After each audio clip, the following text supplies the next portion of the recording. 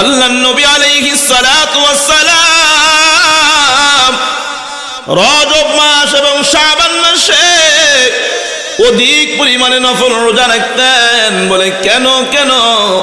বলে রমজান মাসটার মূল কাজই তো হচ্ছে রোজা রাখা। কথা বলেন ঠিক কিনা? রমজান মাসে মূল বন্দিগি রোজা। ওই মাসে যেন রোজা রাখলে কোনো সমস্যা না হয়, আগ থেকেই প্রস্তুতি নিতেন রোজা রেখা রেখা। এরে আল্লাহর বান্দা গোলাম, আমাদের কোনো শিখায় দেয় রে উম্মত, রমজান আসার আগেই, রমজানের আগ থেকে তোমরা রমজানের জন্য রোজা রাখার জন্য প্রস্তুতি হও। রমজানের 2 মাস আগে এই রজব মাস এবং শাবান মাসে তোমরা যত পারো নফল রোজা রাখো।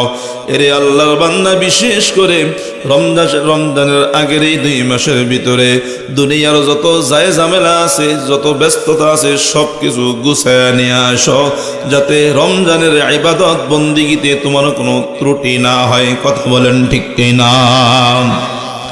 এরে আল্লাহর বান্দা, কিছু কিছু বিষয়ের মৌসুম আছে। ব্যবসা যারা করে তাদের একটা ব্যবসার মৌসুম আছে। ব্যবসায়ীদের বিভিন্ন সিজন আছে। দেখা যায় কিছু কিছু সিজনে তাদের ব্যবসা ভালো হয়। কথা বলেন ঠিক কিনা?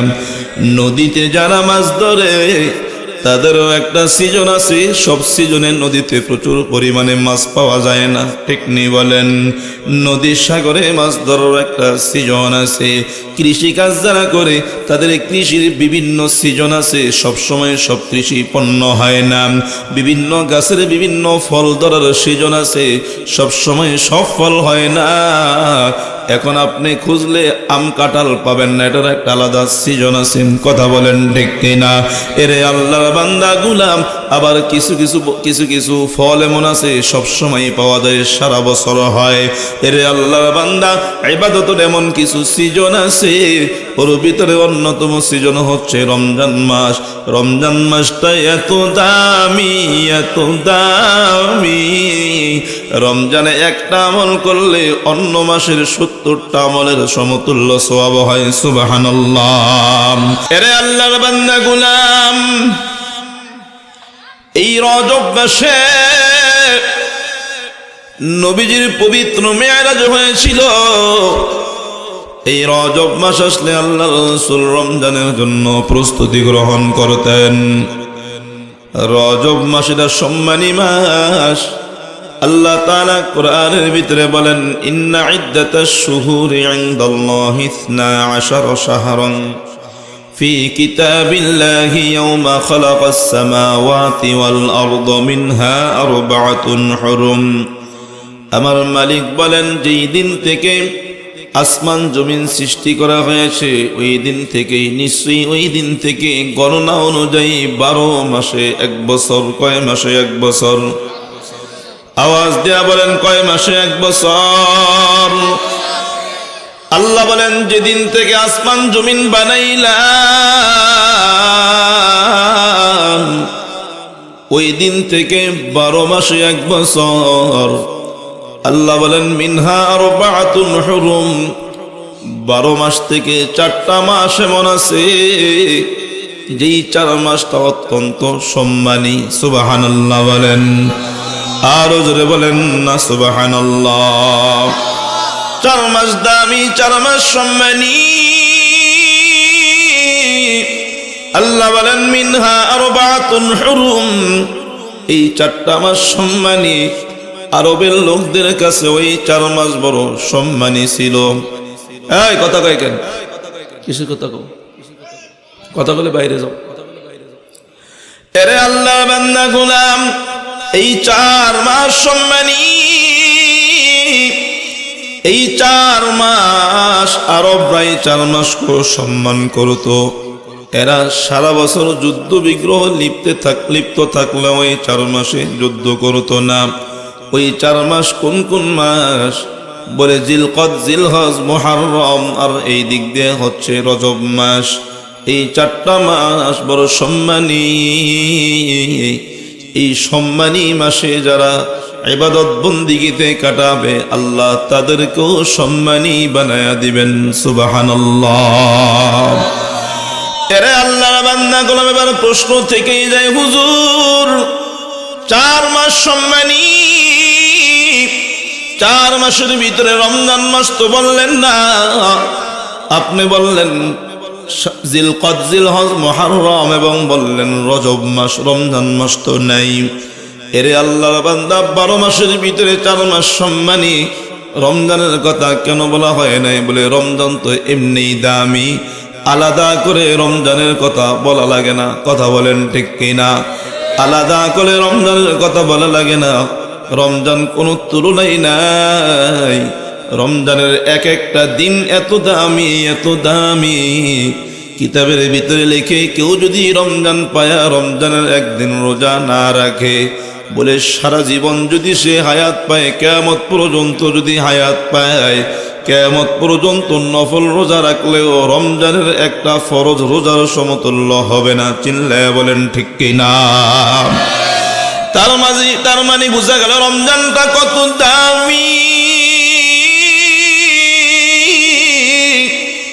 এর আগে এই 4 মাস আল্লাহ বিশেষ করে বলছেন 4টা মাস দামি। ওই 4 মাসের ভিতরে অন্যতম মাস হচ্ছে এই রজব মাস। কি মাস? কথা বলেন, এই কি মাস? রজব মাস। এই রজব মাসের বিশেষ কিছু আমল আছে। নবী আলাইহিস সালাতু ওয়াস সালাম রমজানকে সামনে রেখে প্রস্তুতি গ্রহণ করতেন। এই রজব মাসে বিশেষ কিছু আমলের কথা কিতাবের ভিতরে লেখা হয়।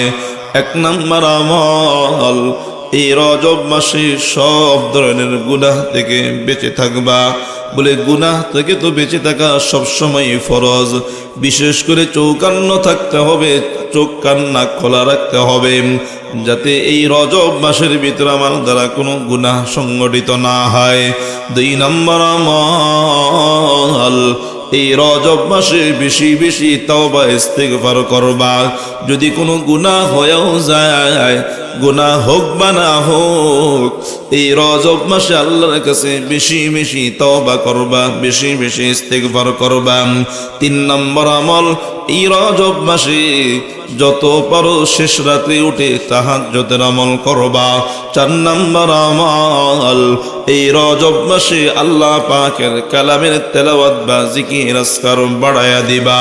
5 নম্বর আমল, এই রজব মাসে যত পারো বেশি বেশি করে নফল রোজা রাখো। সুবহানাল্লাহ।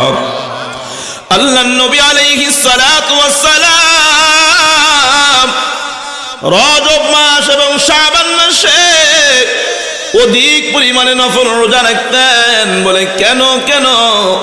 বলে রমজান মাসটার মূল কাজই তো হচ্ছে রোজা রাখা। কথা বলেন ঠিক কিনা? রমজান মাসে মূল বন্দিগি রোজা। ওই মাসে যেন রোজা রাখলে কোনো সমস্যা না হয়, আগ থেকেই প্রস্তুতি নিতেন রোজা রাইখা। এরে আল্লাহর বান্দা গোলাম, আমাদের কোনো শিখায়া দেয় রে উম্মত, রমজান আসার আগেই, রমজানের আগ থেকে তোমরা রমজানের জন্য রোজা রাখার জন্য প্রস্তুতি হও। রমজানের 2 মাস আগে এই রজব মাস এবং শাবান মাসে তোমরা যত পারো নফল রোজা রাখো।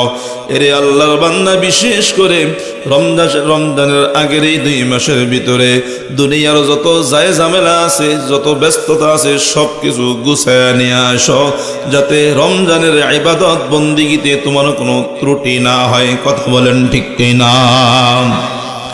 এরে আল্লাহর বান্দা, কিছু কিছু বিষয়ের মৌসুম আছে।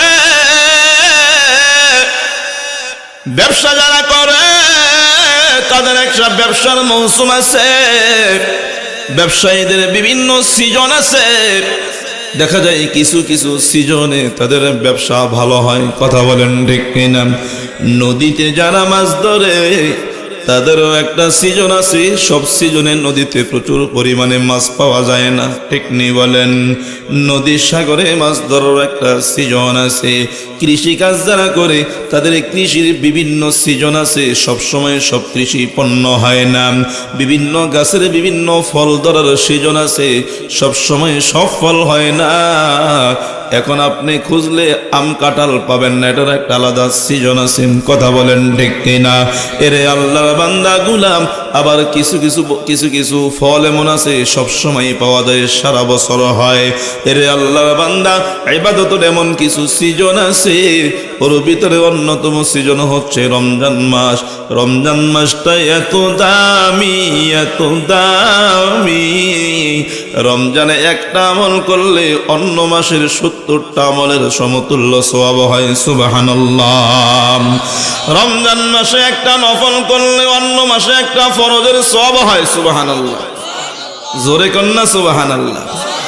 এরে আল্লাহর বান্দা গুলাম, সামনে রমাদান, আমরা যারা মুমিন আমাদের জন্য বড় সিজনের মাস।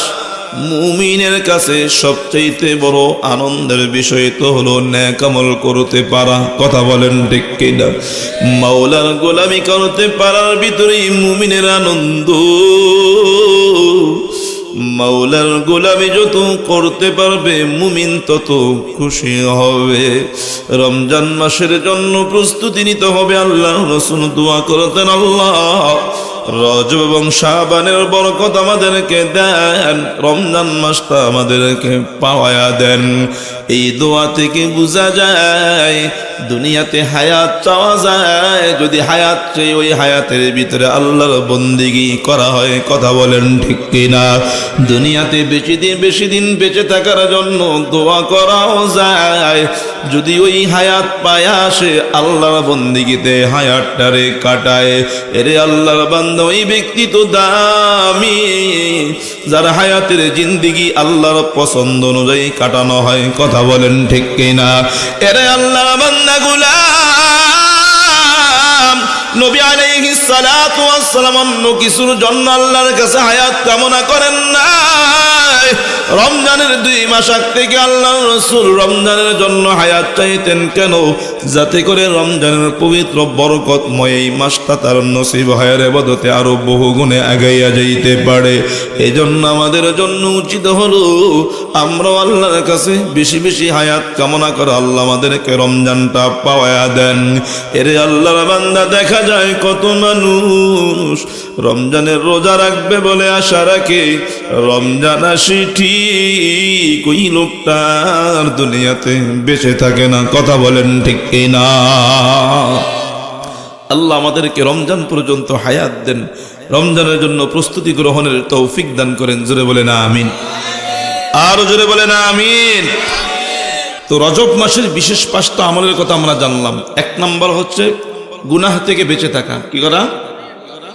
2 নম্বর হচ্ছে বেশি তাওবা ইস্তেগফার করা, আস্তাগফিরুল্লাহ আস্তাগফিরুল্লাহ। 3 নম্বর বেশি আল্লাহর জিকির করা, বা যারা কোরআন তেলাওয়াত করতে জানে তাদের জন্য কোরআন তেলাওয়াত করা। 4 নম্বর তাহাজ্জুদের নামাজ পড়া। 5 নম্বর যত বেশি পারা যায় নফল রোজা রাখা। পারবো ইনশাআল্লাহ? কি বলেন, পারবো তো ইনশাআল্লাহ? আল্লাহ আমাকে সহ আপনাদের সকলকে আমল করা তৌফিক দান করেন।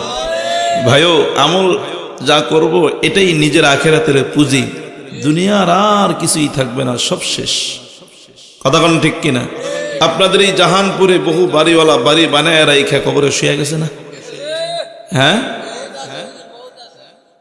কত বাড়িওয়ালারা বাড়ি বানায় রাইখা কবরে শুয়ে গেছে। বিশাল বড় জায়গা জমি রাইখা মাত্র 3.5 হাত জায়গা নিয়ে কবরে শুয়ে গেছে। কথা কোন ঠিক কিনা? আমরাও কি যেতে হবে কিনা? হ্যাঁ, নাকি থাকতে পারবো? কারো থাকার কোনো সুযোগ নেই। দুনিয়াতে সব বিষয় মানুষের ইখতিলাফ থাকলেও, মতনৈক্য থাকলেও, মৌতের ব্যাপারে কেন কোনো মতনৈক্য নাই। যে আল্লাহরে বিশ্বাস করে না সেও এটা বিশ্বাস করে একদিন মরতে হবে। কথা কোন ঠিক কিনা? কাজেই যেহেতু মরতে হবে, মরার জন্য প্রস্তুতি নিতে হবে কিনা? স্বাভাবিকত আপনারা যখন ঢাকায় যান, লঞ্চে থাকার জন্য, লঞ্চে 1 রাত্র থাকার জন্য একটা বিছনা চাদর নিয়ে যান, খাওয়ার জন্য কিছু খাবার নিয়ে যান, ভাড়া দেওয়ার জন্য টাকা নিয়ে যান, জামা কাপড় নেওয়ার জন্য একটা ব্যাগ নেন, তাই না? 1 রাত্রের সফর লঞ্চে বা ঢাকায় 2-1 দিন থাকবেন, এই সফরের জন্য এত প্রস্তুতি। তা আমরা যেই কবরের দিকে রওনা হলাম, ওটার সফর তো দীর্ঘ সফর, যেই সফর শুরু হয়ে যাবে আর শেষ হবে না। ওই সফরের জন্য প্রস্তুতিটা কি বলেন? মাত্র 3টা কাপড় নাকি? কয় কাপড়? তাও পুরুষের জন্য 3 কাপড়, মহিলার জন্য 5 কাপড়। বোঝা গেল মহিলারা আমাদের চাইতে কাপড় আরো 2টা বেশি পাবে।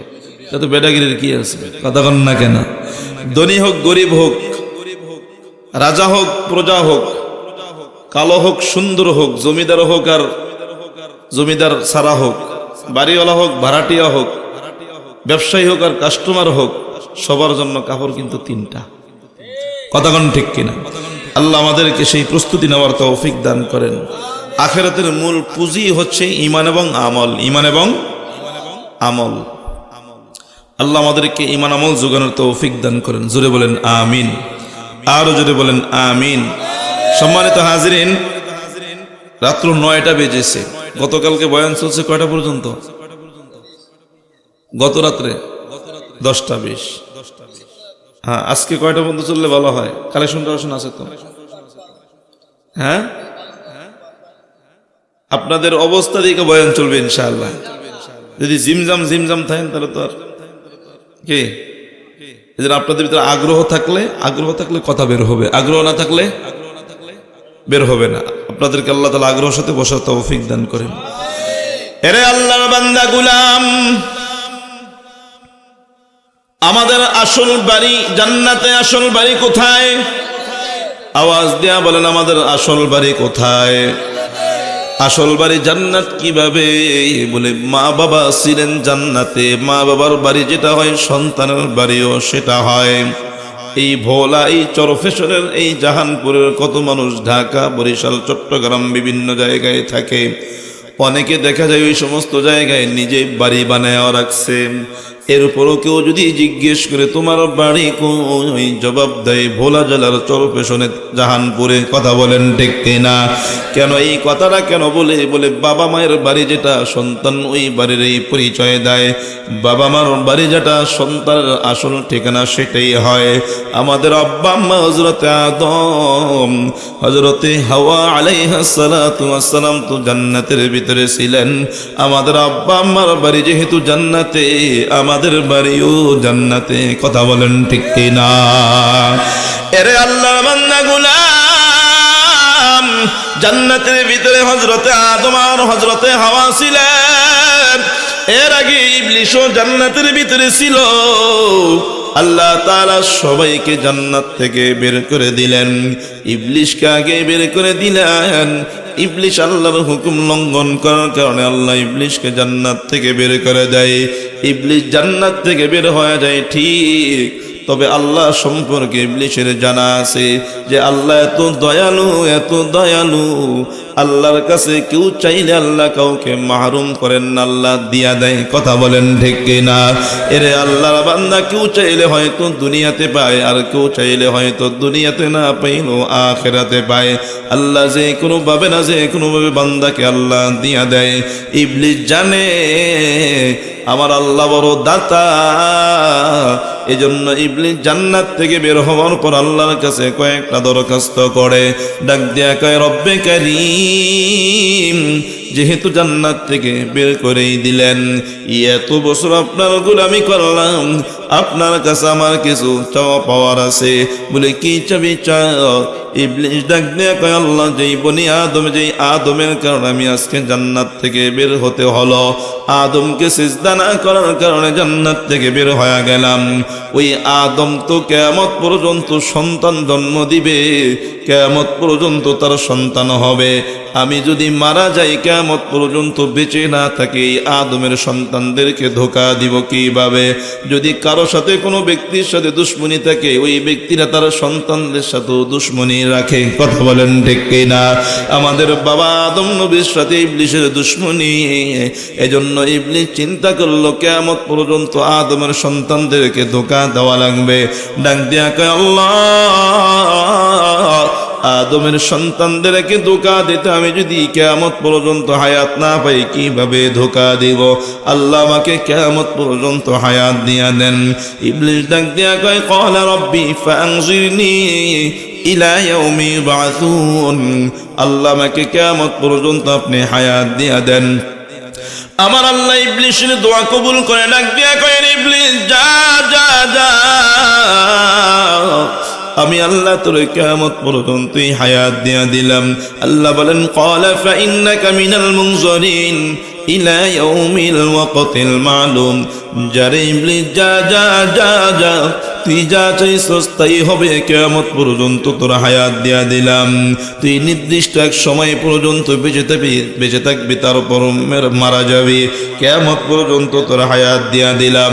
2 নম্বর, ইবলিস ডাক দেয়া কয় আল্লাহ, আদমের তো কিয়ামত পর্যন্তই সন্তান হবে, আদমের সন্তান শুধু বাড়তেই থাকবে, আমার যদি সন্তান না হয় এত আদম সন্তানকে আমি একা ধোকা দিব কিভাবে? আল্লাহ আমারও যেন বংশ বিস্তার হয়, আমারও যেন সন্তান হয়, ব্যবস্থা করে দেন। আল্লাহ ডাক দেয়া কয় ইবলিস রে, আদমেরও সন্তান হবে, কিয়ামত পর্যন্ত তোরও সন্তান হবে, যা তোরে দিয়া দিলাম। এবার ইবলিস ডাক দেয়া কয় আল্লাহ, আদমের সন্তান হবে, আমারও সন্তান হবে বুঝলাম, যদি আমি কর্তৃত্ব না পাই, শক্তি না পাই, ক্ষমতা না পাই, তাহলে তাদেরকে ধোকা দিব কিভাবে? আল্লাহ এমন যোগ্যতা দেন আমি যেন বনি আদমের রগের শিরায় শিরায় ঢুকে ঢুকে তাদেরকে ধোকা দিতে পারি, আমি যেন মুহূর্তের ভিতরে এক প্রান্ত থেকে আর এক প্রান্ত যাইতে পারি।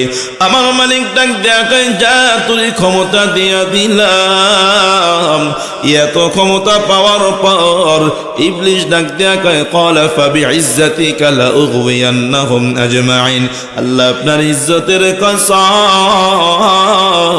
যে যোগ্যতার ক্ষমতা আমারে দিছেন, এই যোগ্যতা ক্ষমতা পাওয়ারকে কাজে লাগায়া আমি বনি আদম সব কয়টারে ধোকা দিয়া দিয়া বোকা বানায়া জাহান্নামী বানায়া ফেলবো। এরে আল্লাহর বান্দা গোলাম ইবলিস ডাক দেয়া কয় আল্লাহ, তবে আপনার খাঁটি বান্দা যারা, আপনার পছন্দের যারা, যারা আপনার নৈকট্য প্রাপ্ত বান্দা, তাদেরকে আমি ধোঁকা দিতে পারবো না। ইল্লা ইবাদাকা মিনহুমুল মুখলাসিন। আল্লাহ আপনার মুখলেস বান্দা যারা, আপনার খাঁটি বান্দা যারা, তাদেরকে ধোঁকা দিতে পারবো না। ইবলিস ডাক দেয়া কয় আল্লাহ, এত শক্তি আমার দিছেন, এত ক্ষমতা দিছেন, হায়াতও দিছেন, যোগ্যতাও দিছেন। থুম্মা লাআতিয়ান্নাহুম মিন বাইনি আইদিহিম ওয়া মিন খালফিহিম ওয়া আন আইমানিহিম ওয়া আন শামাইলিহিম। ইবলিস ডাক দেয়া কয় আল্লাহ অবশ্যই অবশ্যই আমি তাদের সামনের দিক থেকে তাদেরকে ধোঁকা দিব, তাদের পিছনের দিক থেকে এসে তাদেরকে ধোঁকা দিব, তাদের ডান থেকে এসে তাদেরকে ধোঁকা দিব, তাদের বাম দিক থেকে এসে তাদেরকে ধোঁকা দিব। আল্লাহ চতুর্মুখী ষড়যন্ত্র করে তাদেরকে ধোঁকা দিব। ইবলিস ডাক দেয়া কয় আল্লাহ চতুর্দিক থেকে তাদেরকে ধোঁকা দিব, তারা বাঁচতে পারবো না। এই জাহানপুরের মানুষ আপনাদের কাছে প্রশ্ন রাখতে চাই, দিক হয়েছে কয়টা? কথা কয় না, দিক কয়টা? ইবলিস বলল আল্লাহ চতুর্দিক থেকে এসে আমি ধোঁকা দিব, দিক কয়টা?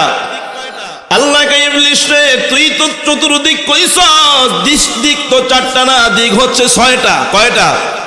সামনে, পিছনে, ডানে, বামে, উপরে, নিচে। ইবলিস সামনের কথা বলছে, পিছনের কথা বলছে, ডানের কথা বলছে, বামের কথা বলছে। ইবলিসও বলছে 4টা, আপনারা কইছেন 4টা, আমি কই 6টা। দিক কয়টা? দিক কয়টা?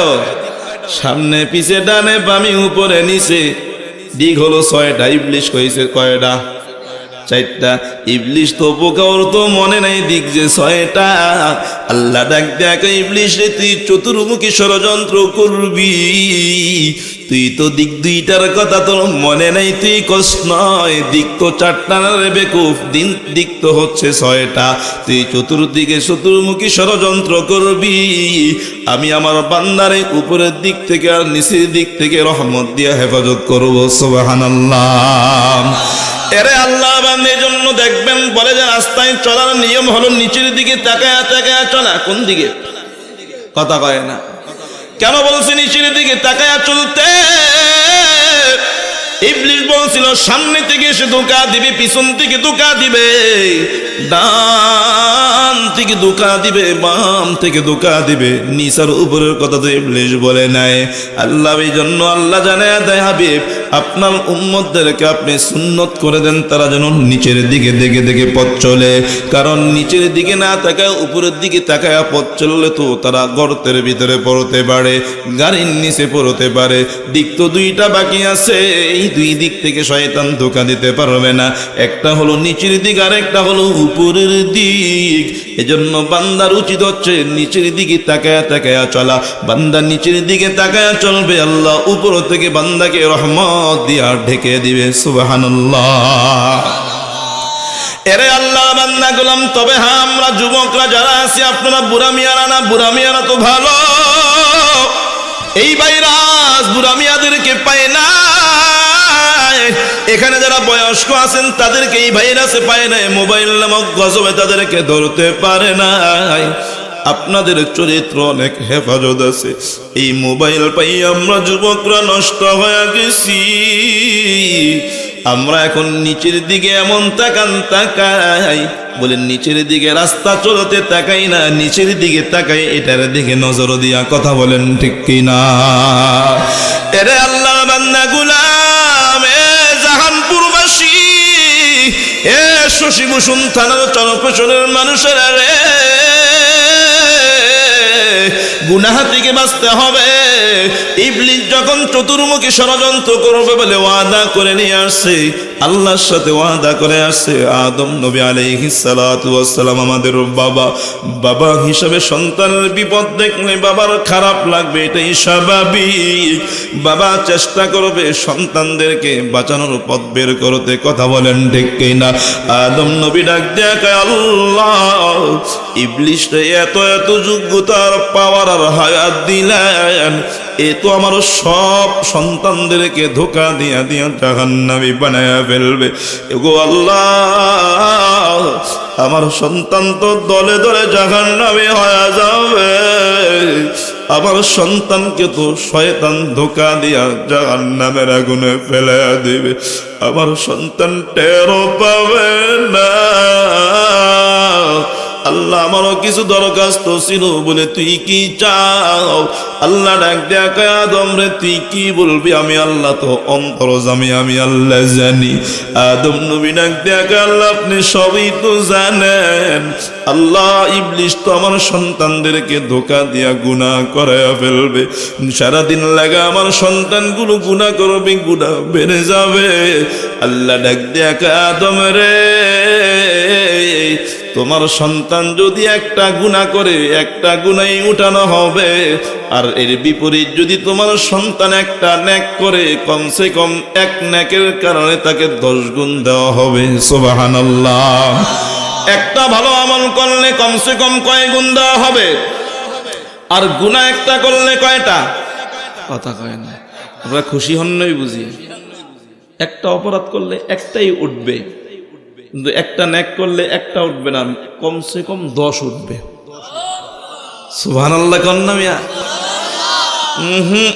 মনে হয় না যে তাবলীগে সময় লাগাইছেন, মনে হয় না যে সরমনের মাঠে গেছেন, মনে হয় না মসজিদে ইমাম সাহেবদের খুতবা বয়ান মনোযোগ দিয়া শোনেন না। এটা সুবহানাল্লাহ এমন হইতো না। আরো জোরে কন্যা সুবহানাল্লাহ। সুবহানাল্লাহ কইলে লাভ না ক্ষতি? ওয়াজ কোন দিকে করুন? যেদিক যে এদিক দিয়ে ওয়াজ বাইরে, যেদিক দিক দিয়ে ওয়াজ বাইরে। সুবহানাল্লাহ। এটার ফায়দা কি? দাওয়াত ও তাবলীগে সময় লাগাইছেন? দুই একজনে দেখি কে কে লাগাইছেন। মাশাআল্লাহ। দেখছো চাদর মুড়িতে বই দিয়েছে, শীতে তো নাই মিয়া, বড় করে হাত উঠান। এক চিল্লা হোক, এক সাল হোক, 3 দিন হোক, 1 দিন হোক, গাছতে বইছেন তাও হোক, কে কে দেখি। মাশাআল্লাহ, সবাই তো। আল্লাহ কবুল করুন। নারে তাকবীর, নারে তাকবীর। দাওয়াত ও তাবলীগের সাথী ভাইরা না বলে, একবার সুবহানাল্লাহ বললে আসমান জমিনের খালি জায়গা নেকি দ্বারা ভরে যায়। কথা কয় না? হাদিসের কিতাবে না আছে, একবার সুবহানাল্লাহ বললে জান্নাতের ভিতরে বিশাল একটা ফলের গাছ, ওই গাছের ছায়া এত দীর্ঘ হয়, দুনিয়ার সবচেয়ে তেজি ঘোড়া 500 বছর দৌড়ালে ওই ছায়া শেষ করতে পারবে না। আপনারা জানেন না? তারপরে কন্যাকা সুবহানাল্লাহ। যদি বলা হইতো যে একবার সুবহানাল্লাহ কইলেই 500 টাকার একটা নোট, একবার কইলেই 500 টাকার একটা নোট, যতবার কইবেন ততটা নোট, যতবার কইবেন ততটা নোট, আপনারা বলতেন আজিজি সাহেব বয়ান থুন, আগে সুবহানাল্লাহ কই, যদি 100 বার কইতে 50,000, 200 বার কইতে 1 লাখ, 500 বার কইতে 2.5 লাখ, 1000 বার কইতে 5 লাখ, কথা বলে না কেন? বলে ওয়াস্তন আগে এদিকে এলই, কথা কোন ঠিক কিনা? এরে আল্লাহর বান্দাগুলো, আমরা দুনিয়া বুঝে গেছি, অথচ নবী জানায়া দেয় উম্মতের একবার সুবহানাল্লাহ বলবা, জান্নাতের ভিতরে একটা ফলের গাছ আল্লাহ দিয়া দিবে। আরো জোরে কন্যা সুবহানাল্লাহ। সুবহানাল্লাহ বললে খুশি হয় কে? সুবহানাল্লাহ বললে খুশি হয় আমার আল্লাহ। এরে আল্লাহ বান্দা গুলাম, সুবহানাল্লাহ বললে জান্নাতের ভিতরে একটা গাছ হবে। এক ইহুদি পণ্ডিত হযরতে জুনাইদ বাগদাদীকে ডাক দিয়া কয়, রে জুনাইদ, 3টা বিষয় আমারও বুঝে আসে না। কয়টা বিষয়? 1 নাম্বার হলো জুনাইদ রে, একবার সুবহানাল্লাহ বললে নাকি জান্নাতি বিশাল একটা গাছ হবে, গাছের ছায়া নাকি অনেক বিশাল, দুনিয়ার তেজি গোড়া 500 বছর পর্যন্ত দৌড়ায় শেষ করতে পারবেন না। জুনাইদ আমার বুঝে ধরে না, জবাব দাও এটা কেমনে সম্ভব? 2 নম্বর প্রশ্ন রে জুনাইদ, জান্নাতের ভিতরে জান্নাতেরা খাবে, পান করবে, ভরপুর খাবে, কিন্তু এত খাবে, এত পান করবে, তারপর নাকি তাদের পেশাব পায়খানা ধরবে না। দুনিয়াতে মানুষ খাইলে, পান করলে, পেশাব পায়খানা না করলে মানুষের পেট ফুলে মারা যায়, কথা বলেন ঠিক কিনা? আর শীতের দিন পানি খাওয়ান লাগে না, পানি না খাইলেও পেশাবে ধরে, কথা বলেন ঠিক কিনা? এরে আল্লাহর বান্দা গুলাম, পণ্ডিত ডাক দেয়া কয়, রে জুনাইদ বুঝি ধরে না, কিভাবে সম্ভব এত এত খাবে, জান্নাতের ভিতরে কোনো পেশাব পায়খানার প্রয়োজন হবে না, বুঝে ধরে না। 3 নম্বর প্রশ্ন রে জুনাইদ, জান্নাতের ভিতরে জান্নাতীরা এত খাবার খাওয়াবে, জান্নাতের নিয়ামত থেকে 1 জাররাও কমবে না, কেমনে সম্ভব? এই 3 প্রশ্নের জবাব কি আপনারা শুনতে চাননি? কথা হয় না। কে কে শুনতে চান? না রে তাকবীর। আল্লাহ কবুল করেন, বলেন আমিন। এই 3 প্রশ্নের জবাব এখন দিব না, 3 প্রশ্নের জবাব দিব মুনাজাতে রাখ দিয়া।